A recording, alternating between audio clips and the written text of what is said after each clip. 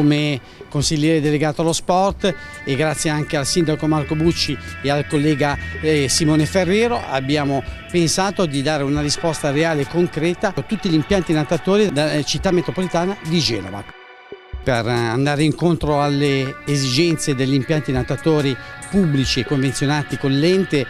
abbiamo attuato una delibera importante, quella di sospendere i pagamenti dell'acqua da parte dei concessionari e di poter pagare comodamente in 24 mesi le rate del 2020. Questo per andare incontro all'esigenza delle nostre società sportive che a causa il Covid sono state chiuse, hanno avuto delle perdite importanti e per sostenerle, per far sì che l'amministrazione fosse a fianco di questi concessionari che fanno un lavoro veramente importante in tutta la città metropolitana.